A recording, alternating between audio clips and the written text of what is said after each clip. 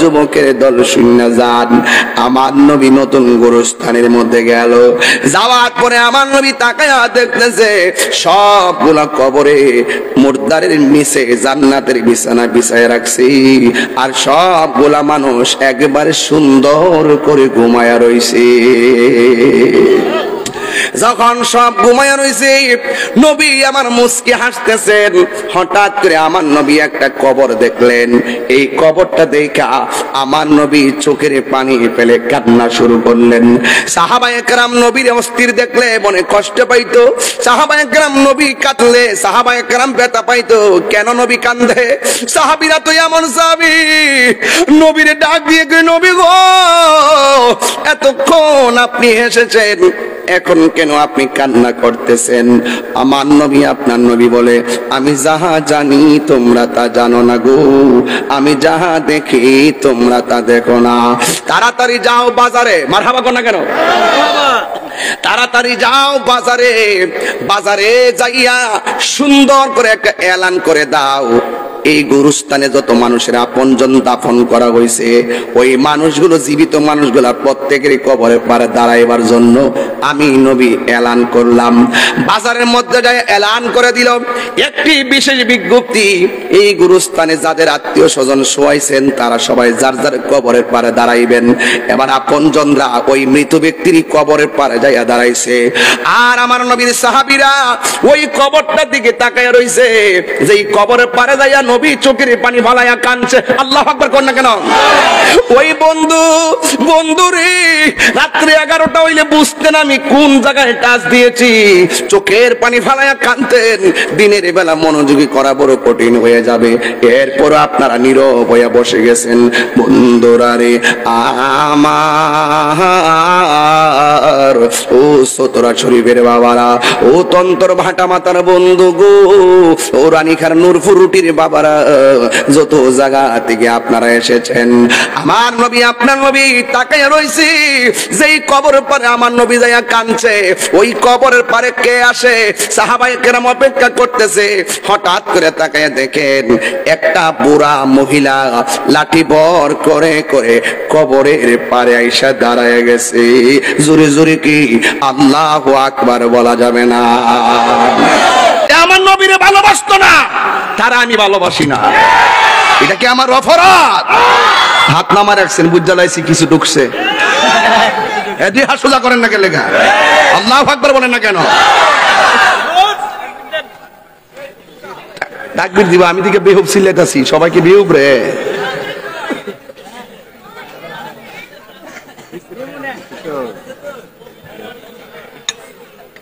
বাবা আপনারা কি কষ্ট পাইতেছেন? আমি কিন্তু এখনো ভূমিকাতে আছি। সাইজ করলাম মারহাবা, জোরে কোনে গেলে গা, আর জোরে মারহাবা কন। আমার জীবন মরণ সাজাহাব, এটা কত গাই, আমার জীবন মরণ সাজাব মাদানী রঙ্গে, সেই রঙ্গে হে রঙ্গিনে হলে আল্লাহ রাসূল থাকবেন আমার সঙ্গে। কোন সুদকুর আমার লোকে থাকার দরকার নাই, কোন ঘুষখোর আমার সাইডে ফাইডে দরকার নাই, আমার নবীর প্রেমিক দরকার। হোক রিক্সাওয়ালা, হোক সিএনজিওয়ালা, কোদাল দিয়ে মাটি কাটনেওয়ালা, সে গরিব হোক, এটাই আমার মাথার তাস। কথা বলেন ঠিক?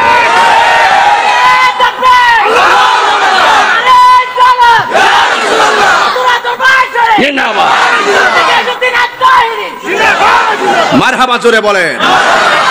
আমার জীবন মরণ সাজাব মাদানী রঙ্গে, সেই রঙ্গে হে রঙ্গিনী হলে আল্লাহ রাসূল থাকবেন আমার সঙ্গে। আসিনি রে বাজার, ওই বাবারে বাবা, মদিনার রং কারে কয় এটাই তো বুঝেন নাই। হাইরে সুন্নত তরিকা দিয়া নিজের সাজাও, হৃদয়টারে মদিনা ওয়ালার প্রেম বাগান বানাও, ঠিক কিনা? সমাজের ভিতরে সমাজ ঠিক, গ্রাম ঠিক, কথাগণ ঠিক কিনা? তাইলে এখন থেকে ওয়াদা করেন, নামাজের দরকার আছে না নাই? আরো জোরে। একজন আরেকজনের সাথে দেখা হইলে মাথার নোয়াই যাবেন গা, ঠিক কিনা? কিতা জীবনে বহুত সালাম আপনারা দিছি, এখন আপনারা একটু হুজুরের সালাম দেন। এটার নামই ভালোবাসা, এটাই প্রেম, আর এটাই শান্তি আনতে পারে।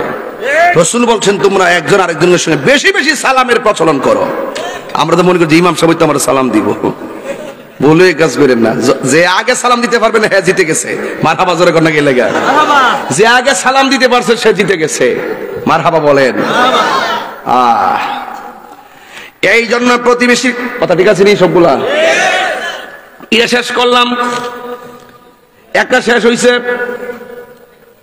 ওয়াজের বিষয় দিলে, ওয়াজের বিষয় অনুযায়ী ওয়াজ না করলে কয় হুজুর দিলাম একটা করছে, আর একটা যেটাই ওয়াজ করি আর না করি সুদ করে সার নাই। কথা কোন ঠিক কিনা? কি হবে বেঁচে থেকে? বাবা একটা মশলা দে, কি হবে? আজকে মাইকটা পালা করছে, কি হবে বেঁচে থেকে? অযথা বিদ্যা শিখে যদি না গড়তে পারি শুধু মুক্ত সমাজটাকে, ঠিক কিনা? কি হবে আলেম হয়ে ইমাম সেজে সমাজেতে যদি না হক কথা উচ্চ সুরে না বলিতে? কি হবে আলেম হয়ে ইমাম হয়ে সমাজেতে যদি না হক কথা উচ্চ সুরে না বলিতে? চাকরি বই করো যদি ছেড়ে দাওই না গদি, কি হবে ধোঁকা দিয়ে আল্লাহকে? কি হবে ধোঁকা দিয়ে আল্লাহকে? আমরা দেশের কিছু মৌলবী আছে ক্ষমতা পাইলে হক কথা ভুল্লা যায়, হক কথা কয় না। কি কথা কয় না? আমি কিন্তু আবার সারি না বাজান, কারণ আমার চেয়ারের দরকার নাই, প্রতি রাত্রে চেয়ার পাই, ঠিক কিনা বলেন? আমার সিনানের দরকার নাই, সময় মানে চিনে, চিনি রে, দেশে চিনিনি, বাইরে চিনিনি, চিনে, সুদকুটিও চিনে, ঘুষকুটিও চিনে। হ্যাঁ, সাবধান, মরণ লাগবো। কি করণ লাগবো? আমার মরণের কত দিন বাকি আমি জানিলাম না রে আল্লাহ, মরণের কত দিন বাকি। কষ্ট হইতেছে বাজান? আমার মরণের কত দিন বাকি আমি জানিলাম না গো আল্লাহ, মরণের কত দিন বাকি। 40 দিনের আগে ভাইরে মৌতের নিশানি, 40 দিনের আগে ভাইরে মৌতের নিশানি। কথা কোন ঠিক কিনা? জন্দুতে বা ইন্দানিব চোখে দিয়া আন্দি আমি জানিলাম না গো আল্লাহ, মরণের কত দিন বাকি। আমার মরণের কত দিন বাকি আমি জানিলাম না গো আল্লাহ, মরণের কত দিন বাকি। আর হায়াত হইল হাতে ভাইরে মত হইল পায়ে, হায়াত হইল হাতে ভাইরে মত হইল পায়ে। যেই জায়গা যার মরণ হবে সেই জায়গা সে মরে আমি জানিলাম না গো আল্লাহ, মরণের কত দিন বাকি। আমার মরণের আমি জানিলাম না গো আল্লাহ, মরণের কত দিন বাকি। আমার মরণের আমি জানিলাম না গো আল্লাহ, মরণের কত দিন বাকি। জোরে জোরে কি আল্লাহু আকবার বলা যাবে না? আরে গলা আছে দেখা গলাবাজি করি, শক্তি আছে দেখা শক্তি দেখায়। এমন কত কণ্ঠওয়ালা বক্তা মাটির নিচে ঘুমাইয়া রইছে, এমন কত টাকাওয়ালা মাটির মধ্যে পড়া রইছে। এতক্ষণ যে কথা বলছি একটাও নিজের স্বার্থে বলি নাই। আপনি যদি সারা জীবন হারাম খান আমি আপনার ফিরাইতাম পারতাম না। আপনি যদি সারা জীবন সুদ খান আমি আপনাকে ফিরাইতে পারতাম না। আপনার স্বাধীনতা আছে, কিন্তু একটা কথা মনে রাখতে হবে, দুনিয়া ছেড়ে চলে যাওয়া লাগবে। কোথায় মরবেন আমিও জানি না, আপনারাও কেউ জানেন না। গায়ের রংটা পরিবর্তন হয়ে গেছে, গায়ের রংটা পরিবর্তন হয়ে গেছে। একটা দিন আমরা টের পাইলাম না রে বাবা, এই জন্য গজলের মধ্যে এই কথাটাও আছে, বাজান কইয়া দিয়া যায়।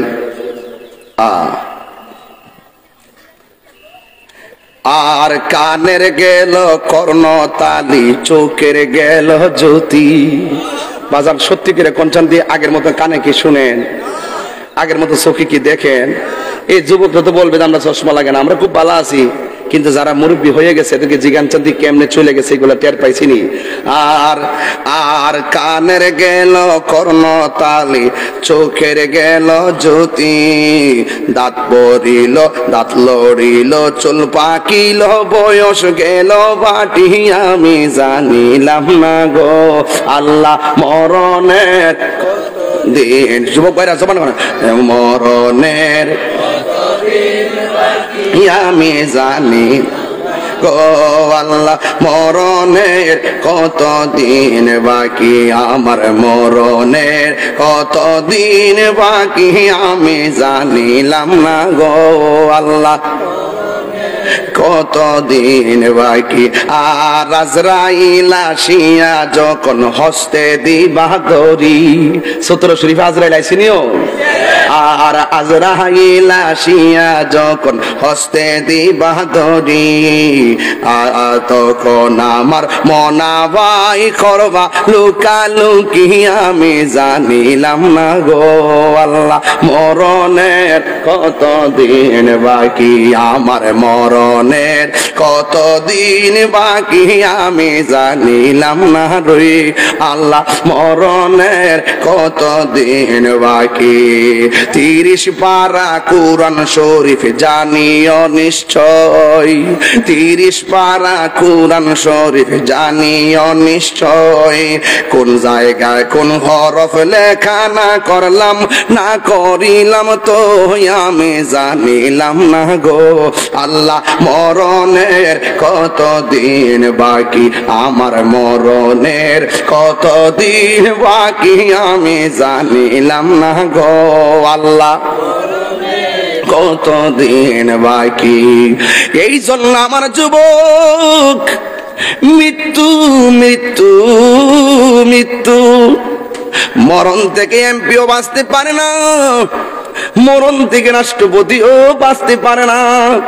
কোটি টাকা আছে বলে মনে করিল না সিঙ্গাপুরে যাইয়া ট্রিটমেন্ট কইরা সুস্থ হইয়া যাইবা, না না না না, সব রোগের ওষুধ আছে, মরণ নামক ব্যাধির ওষুধ নাই। কথা বলেন ঠিক কিনা? এই জন্য মরে যেতে হবে, কবরে চলে যেতে হবে। তাই তো আমার নবী, আপনার নবী রাহমাতুল লিল আলামিন একদিন গুরুস্থানে গেছে, যায়া দেখতেছেন 2টা কবরের মধ্যে আযাব হইতেছে। কয়টা কবর? আমার নবী দাঁড়ায় গেছে। আপনারা জবান কইলে কোন নবী দেখার ক্ষমতা আসে না নাই? তুমি মাটির উপরে তাইকা 2 হাত মাটির নিচে মুর্দার কেমন আছে তুমি আমি জানি না, আপনিও জানেন না। আমার আল্লাহ বলেন ইন্নাল্লাহা ইউসমিউ মাইয়াশা, আমি আল্লাহ যারে ইচ্ছা করি মাটির উপরে থাইকাও কবরের ভিতরে কে কেমন আছে দেখার ক্ষমতা দান করি। এই জন্য আমার নবী কবরস্থানের পাশ দিয়ে যাচ্ছে, দেখতেছেন 2টা কবরের মধ্যে আযাব হয়। আমার আল্লাহ রাব্বুল আলামিন বলতেছেন ওয়া মা ইয়াস্তাবিল আহইয়াউ ওয়ালাল আমওয়াত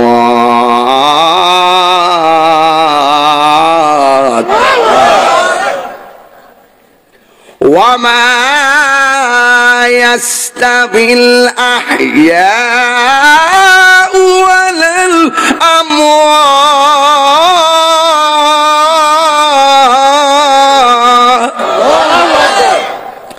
ঘোষণাকার আল্লাহ বলে পৃথিবীর মানুষ যারা মরা আর যারা জিন্দা তারা কোনোদিন সমান না। জিন্দা মানুষ মাহফিলে আসছে আবার বাড়িতে চলে যাবে, কিন্তু মরা মানুষগুলা যে একটা ঘরে গেছে আর দুনিয়ার ঘরে আসার কোনো সুযোগ নাই। এবার আমার আল্লাহ বলেন ইন্নাল্লাহা ইউসমিউ মাইয়াশা, আমি আল্লাহ যার ইচ্ছা করি আমি আল্লাহ তারে কবরে আযাব দেখার ক্ষমতা দান করি। বিধি মোতাবেক আমার নবী দেখার ক্ষমতা আছে না নাই? আমার নবী গুরুস্থানে গিয়ে দেখেন 2টা কবরে আযাব হইতেছে। একটা কবরের মধ্যে আযাব হইতেছে প্রস্রাব করে পানি না নেওয়ার কারণে, আরেকটা কবরের মধ্যে আযাব হইতেছে চুগলখুরি করার কারণে। আমার এলাকার ভিতরে, সমাজের ভিতরে চুগলখুর আছে না নাই? এই জন্য চুগলখুরদের ব্যাপারে আমার আল্লাহ বলছেন, নিন্দাকারীর ব্যাপারে আমার আল্লাহ বলছেন ওয়াইলুল লিকুল্লি হুমাযাতিন লুমাযা, যারা সামনে এবং পেছনে নিন্দা করে, যারা সমালোচনা করে, এদের জন্য আমার আল্লাহ ওয়াইল দোজখটা বানায়া রাখছে। ওয়াইল নামক একটা জায়গা আছে ওই সমস্ত নিন্দাকারীদের জন্য। এই জন্য আমার নবী, আপনার নবী বলতেছেন এই দুইটা কবরের ভিতরে আযাব হইতেছে। একটা কবরের মানুষ প্রস্রাব করে পানি নিত না, আর একটা কবরের মানুষ পরনিন্দা করত, নিন্দা করত, চুগলখুরি করত। এই জন্য আমার নবী, আপনার নবী সাহাবায়ে কেরামদেরকে ডাক দিয়া বলে, সাহাবীরা রে, তোমরা দুইটা খেজুরের ডাল নিয়ে আসো। খেজুরের ডাল দুইটা নিয়ে আসছেন। আমার নবী, আপনার নবী কবরের মধ্যে গেড়ে দিয়েছেন। দুইটা কবরের মধ্যে গেড়ে দিয়া আমার নবী বলতেছেন, হ্যাঁ সাহাবায়ে কেরাম, যতদিন পর্যন্ত এই ডালগুলা কবরের মধ্যে থাকবে, এই গাছের ডালগুলো আমার আল্লাহর জিকির করবে। যতদিন এই ডালগুলো কাঁচা থাকবে, এই কাঁচা ডালগুলো আল্লাহর জিকির করবে। আল্লাহর জিকিরের উসিলায় আমার আল্লাহ তার কবর আযাবটাকে হালকা করে দিবে। বাংলাদেশের কিছু মৌলবী আছে, এরা এখানে বোঝাইতে চায় নবী তো জীবনে একবার খেজুরের ডাল লাগাইছে, বারে বারে কেন লাগানোর দরকার? এটা তো সুন্নাহ নয়। আর বাবা, নবী যে এই কাজটা একদিন করছে আর এই কাজটা করতে নিষেধ করে নাই, তার মানে এটা আজীবন পর্যন্ত জায়েজ। কথা বলেন ঠিক কিনা? এরা বলে নামের আগে আবার লেখে মুফাসসির, নামের আগে মুফাসসির লেখে, আবার গুগলে সার্চ দিয়া নায়িকা ও সিনে। কথা কোন ঠিক না বেঠিক? পুরা বিনোদন। মুফাসসির লেখে আবার কয় এমুক নায়িকা, এমুক নায়িকা। চরম মিথ্যাবাদী। কথা বলেন ঠিক না বেঠিক? আবার ধরলে কয় কি জানেন? ধরলে কয় আমি অসুস্থ। অসুস্থ কথা কোনটা কইব না? আয়ুক দেখ আস্তে আস্তে এমনি বইব। এমনি মানুষ আইতাছে, 2 দিন না দোনে আইতাছে মানুষ লইয়া। বাবা আপনারা বসুন, যাক যে যেভাবে শান্তি পায় আর কি। আমাদের জায়গা তো আছে, মানুষ আসতেছে, যে যেভাবে শান্তি পায়। বাবা শান্তির বাজার আগুন লাগাই না। কেউ যদি হারিয়া শান্তি পায় রে বোয়ানো ধরার আছে? কথা কোন ঠিক না বেটে? পরে জায়গা কইতাম নি রে, আপনারা আবার গান টান গাইছে, আমি ডর করে বাঁচা নিতে এটা এমন বাদলাইছি। এখন পুরা কোরআন সুন্নাহ তাফসীর করি এখন, মাশাআল্লাহ। হ্যাঁ, ওই আগে এটা নাই এখন। এরপরে মাঝে মাঝে ইডি গাইলে আবার হ্যাঁ একটু জ্বলে, তো লেগে জ্বলাই দিয়ে আর কি। আল্লাহ হযরত বলছেন যে আমাদের কাজ হলো নবীর শান গাওয়া, আর তোদের কাজ হলো শান শুনে জ্বলতে থাকা। জলনা তুমহারা কাম হায়, তোমরা জ্বলতে থাকবে আর আমরা গাইতে থাকবো। আমরা খাবো বিরিয়ানি, তোমাদের হবে চুলকানি। কথা বলেন ঠিক কি না? এই জন্য বিরিয়ানি খাওয়া কি গুনাহ হবে? পরের জায়গা পরের জমিন, আমি তো সেই ঘরের মালিক নয়। পরের জায়গা পরের জমিন মিরয়, আমি তো সেই ঘরের মালিক নয়। শুয়ে শুয়ে শুনলেন আমি কিতা কইছি? মিটারটা যে কিনা লাগাইছেন আপনার নামে, আপনি মইরা দেখেন 1 সপ্তাহ পরে আপনার ফুতাইতে নামটা ফাল্টাই ফুতাইতে নাম দিলাইব। আর অফিস করবো যে মৃত্যু ব্যক্তির নামে কির মিটার, এটা ফাল্টাও, যে জিন্দা আছে এর নাম লাগাও, সাথে সাথে শেষ মালিকানা। পরে জায়গা পরের জমিন, ঘর বানায় আমি রই, আমি তো সেই ঘরের মালিক নয়। সেই ঘর কানাজার জমিদারি আমি পাই না তাহার হুকুম জারি। সেই ঘর কানাজার আমি পাই না তাহার হুকুম জারি। আমি ইনা জমিদার রে দেখা, আমি পাই না জমিদার রে দেখা, মনের জ্বালা কারে কই। এই সাইডের আওয়াজটা ভালো আছে, আর এই সাইডটা ঘুমিয়ে গেছে। আরে পরের জায়গা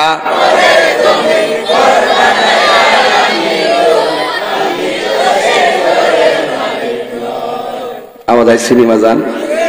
আসলে সত্যিকারে কোনজন এই গড়টা কি আসল গড় না নকল গড়?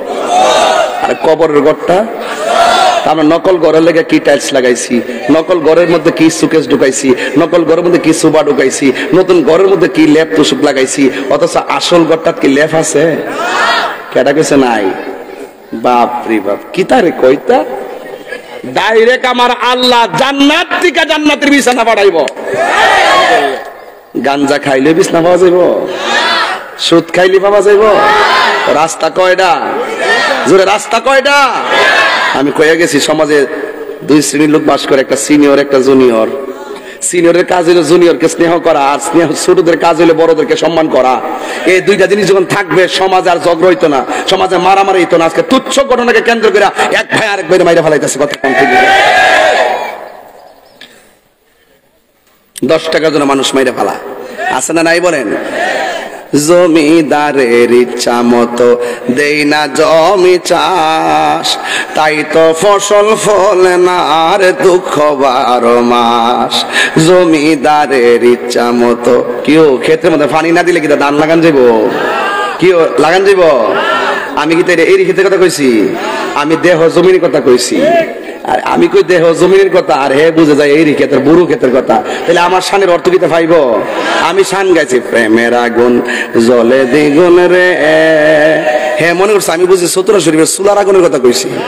আমি কই প্রেমের আগুন, হে বুঝে চুলার আগুন। তাহলে আমার লগে আর মিলবো? পার্থক্য করে ইহান এটা বুঝা লইন, তাইলে আমার ওয়াজ বুঝবেন, নাইলে ওয়াজ বুঝতেন না। জমিদারের ইচ্ছা মতো দেই না জমি চাষ, তাই তো ফসল ফলে না আর দুঃখ 12 মাস। আমি খাজনা পাতি ছবি দিলাম, তবু জমিন আমার হয়ে যে নিলাম। আমি খাজনা পাতি তবু জমিন আমার হয়ে যে নিলাম। আমি চলি যে তার মন জোগায়া, আমি চলি যে তার মন জোগায়া, দাকিলাই মেলে না সই। আমি তো সেই ঘরের মালিক নই, পরের জায়গা পরের জমিন। আমি তো সেই ঘরের মালিক নয়, আমি তো সেই ঘরের মালিক নয়। জোরে জোরে কি আল্লাহু আকবার বলা যাবে না? বন্ধুরে আমার ও সূত্র শরীফের বাবারা, আমার নবী গোরস্থানের মধ্যে যাইয়া কবরে আযাব দেখলেন। এমন ভাবে আমার নবী আরেকদিন একটা নতুন গোরস্থানে গেছে, যে এই গোরস্থানে বেশি লাশ দাফন হয় নাই। আমার নবী গোরস্থানের ভিতরে ঢুইকাও সব কবরের দিকে তাকায় দেখতেছেন, প্রত্যেকটা লাশের নিচে জান্নাতের বিছানা বিছায় রাখছে। এই গোরস্থানটার দাম কম না বেশি? হাই রে, নবী যখন উম্মতের সুখ দেখে নবী সুখী, নবী যখন উম্মতের কষ্ট দেখে নবী কষ্ট পাই। নবী যখন দেখে উম্মত নাফরমানি করে নবী বড় কষ্ট পায়। ও যুবকের দল শূন্য যান, আমার নবী নতুন গোরস্থানের মধ্যে গেল। যাওয়ার পরে আমার নবী তাকায়া দেখতেছে সবগুলা কবরে মুর্দারের নিচে জান্নাতের বিছানা বিছায় রাখছি, আর সবগুলা মানুষ একবারে সুন্দর করে ঘুমায়া রইছে। যখন সব ঘুমায়া রইছে, নবী আমার মুস্কি হাসতেছেন। হঠাৎ করে আমার নবী একটা কবর দেখলেন। এই কবরটা দেখা আমার নবী চোখের পানি ফেলে কান্না শুরু করলেন। সাহাবায়ে কেরাম নবীর অস্থির দেখলে মনে কষ্ট পাইতো। সাহাবায়ে কেরাম নবী কাঁদলে সাহাবায়ে কেরাম ব্যথা পাইতো। কেন নবী কান্দে? সাহাবীরা তো এমন সাহাবী, নবীরে ডাক দিয়ে কই, নবী গো এতক্ষণ আপনি এসেছেন, এখন কেন আপনি কান্না করতেছেন? আমার নবী আপনার নবী বলে, আমি যাহা জানি তোমরা তা জানো না গো, আমি যাহা দেখি তোমরা তা দেখো না। তাড়াতাড়ি যাও বাজারে, মারহাবা কর না কেন? তাড়াতাড়ি যাও বাজারে, বাজারে যাইয়া সুন্দর করে একটা এলান করে দাও। এই গুরুস্থানে যত মানুষের আপনজন দাফন করা হয়েছে, ওই মানুষগুলো, জীবিত মানুষগুলা প্রত্যেকেরই কবরের পারে দাঁড়াইবার জন্য আমি নবী এলান করলাম। বাজারের মধ্যে যায় এলান করে দিল একটি বিশেষ বিজ্ঞপ্তি, এই গুরুস্থানে যাদের আত্মীয় স্বজন শোয়াইছেন তারা সবাই যার যার কবরের পারে দাঁড়াইবেন। এবার আপনজনরা ওই মৃত ব্যক্তির কবরের পারে যাইয়া দাঁড়াইছে, আর আমার নবীর সাহাবীরা ওই কবরটার দিকে তাকায় রইছে। যেই কবরের পারে যাইয়া নবী চোখের পানি ফালাইয়া কাঁদছে। আল্লাহু আকবার কোন না কেন? ওই বন্ধু রে, রাত্রি 11টা হইলে বুঝতেন আমি কোন জায়গায় টাচ দিয়েছি, চোখের পানি ফালাইয়া কাঁদতেন। দিনের বেলা মনোযোগী করা বড় কঠিন হয়ে যাবে, এরপর আপনারা নীরব হয়ে বসে গেছেন। বন্ধুরা রে আমার,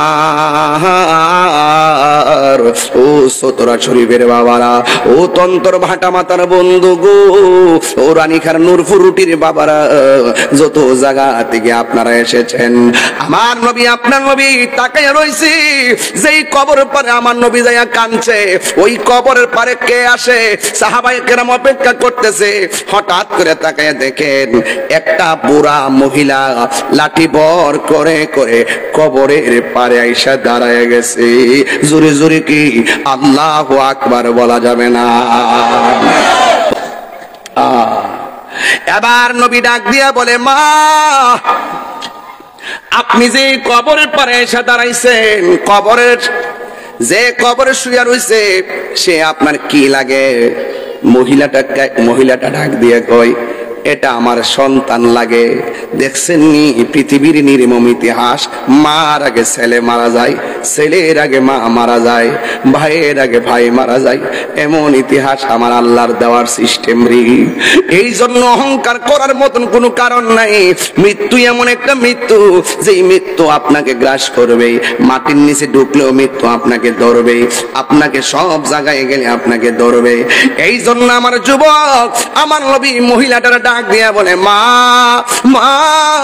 এই গুরুস্থানে সবাই যার যার কবরের পারে দাঁড়াইছে, আপনি কে গো? আপনি কবরের পারে দাঁড়াইলেন। এবার মহিলাটা ডাক দিয়া কয়, এই কবরে যে শুয়ে রইছে এই সন্তানটা আমার সন্তান, আমার ছেলে সন্তান আল্লাহ নিয়ে গেছে। এবার নবী ডাক দিয়া বলে, মা আপনি জানেননি কবরের মধ্যে আপনার সন্তান কেমন আছে? মহিলাটা ডাক দিয়া বলে, না আমি জানি না, আল্লাহ এবং নবী ভালো জানে। এই কথা বলার পরে নবী ডাক দিয়া কয়, মা গো এই গুরুস্থানে সব পোলাপান জান্নাতের গালিচায় ঘুমাইতেছে, একমাত্র আপনার সন্তানটা জাহান্নামের গালিচায় ছটফট করতেছে। এবার মহিলাটা শূন্যায় মুস্কি মুস্কি হাসতে শুরু করলো। এই পৃথিবীর মধ্যে সন্তানের কষ্ট দেখলে মা সহ্য করতে পারে না, অথচ এই মহিলা কবর পারে যাইয়া শুনছেন সন্তানটা জাহান্নামের গালিচায় আছে। এই কষ্ট শুই নাও মহিলাটা মুস্কি মুস্কি হাসতেছেন, হাসতে হাসতে আনন্দ উল্লাস করতেছেন। আল্লাহু আকবার কোন কেন? এবার আমার নবী, আপনার নবী রহমাতুল লিল আলামিন গো ডাক দিয়া বলে, হে মা আপনি কেন হাসতেছেন? সন্তানের ব্যথার কথা শুনলে কোনো মা তো হাসতে পারে না, অথচ আপনার সন্তান কবরের মধ্যে আযাবে আছে, আপনি কেন হাসতেছেন? এই মহিলাটা ডাক দিয়া কে, নবী গো আমার মতো খুশি আজকে আর কেউ নাই। কই কেন? সন্তানের কষ্ট দেখা তুমি কেন আনন্দিত? ওই মুহূর্তে মহিলাটা ডাক দিয়ে কে, ইয়া রাসূলুল্লাহ ইয়া হাবিবাল্লাহ, আমার সন্তানটা যেই দিন আমার পেটের মধ্যে কনসেপ্ট হয়েছে সেই দিন থেকে আমার মতন সুখী আর পৃথিবীতে যেন কেউ নাই। এই সন্তানটা রাত্রি গভীরে আল্লাহ পানির ফুটা থেকে গোশত বানাইছে, গোশত থেকে হাড্ডি বানাইছে, হাড্ডি থেকে রক্তে মাংসে বডি একটা বানাইছে, আর সন্তানটা পেটের ভিতরে নড়াচড়া শুরু করছে। এই সন্তানটা নড়াচড়া বন্ধ করলে নামাজে দাঁড়ায় গেছি, সন্তান কেন লড়ে না? আবার যখন লড়ছে আবার নামাজে দাঁড়ায় গেছি, শুকরিয়া আদায় করলাম আমার সন্তানটা পেটে জিন্দা আছে, কিন্তু আমার সন্তানটা এই পেটের ভিতরে আমাকে এমন ভাবে লাথি মারে, লাথি মারার পর রাত্রে আমার ঘুম ভাঙ্গা যাইতো।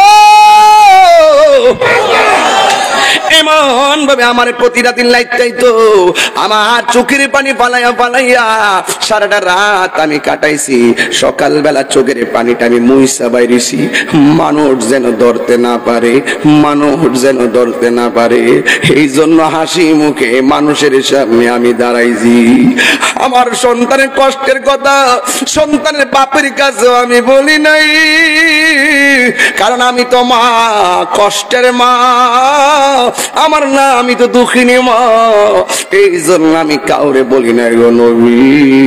আমার সন্তান যেদিন ভূমিষ্ঠ হয়েছে ওই দিন মানুষে বলছে আমার সন্তান নাকি ভূমিষ্ঠ হইয়া কান্দে, আমি নাকি মৃত্যুর মতন বেহুশ হইয়া গেছি। হঠাৎ করে সন্তানের চেহারা দেখছি, এরপরে আমার ব্যথা দূর হইয়া গেছে।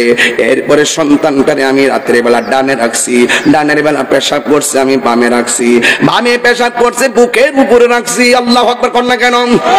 এমন ভাবে মারতল বিস্তা দিয়া শাড়ি কাপড় দিয়া ঘুরাইয়া ঘুরাইয়া একদিন না দুই দিন নয়, এমন ভাবে ডিউটির পর ডিউটি মা ঘুম হারাম করে বলাইছে, খাওয়ান পর্যন্ত বন্ধ করে দিছে।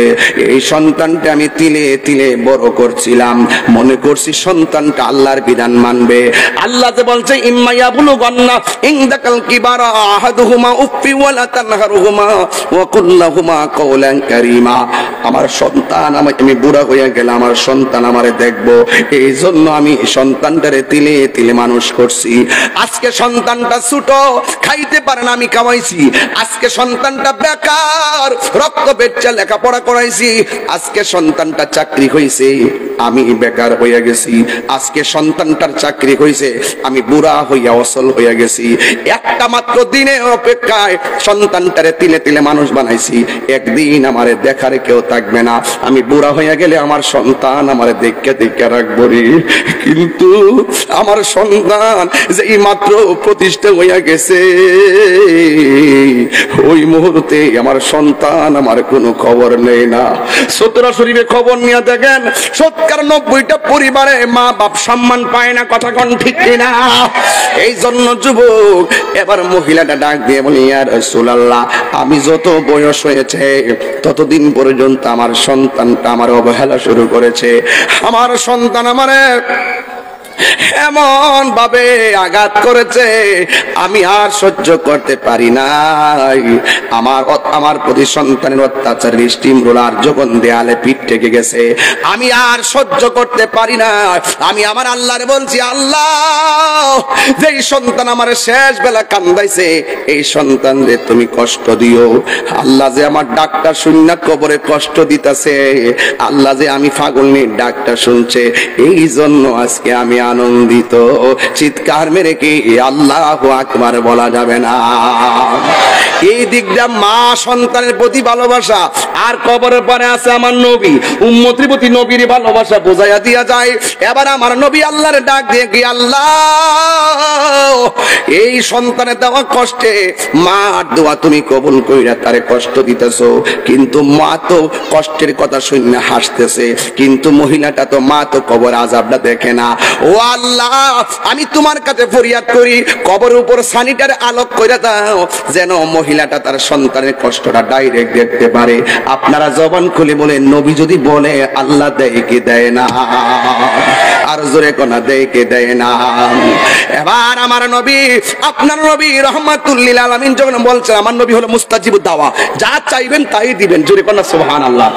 এবার আমার নবী ডাক দিয়ে কই, আল্লাহ, আমার সন্তান, ওই আমার উম্মতের কবরটারে একটু ওপেন করে দাও, এই মহিলার কবরটাকে একটু ওপেন করে দাও। ইন দি মিন টাইমে কবরটারে ওপেন করে দিল।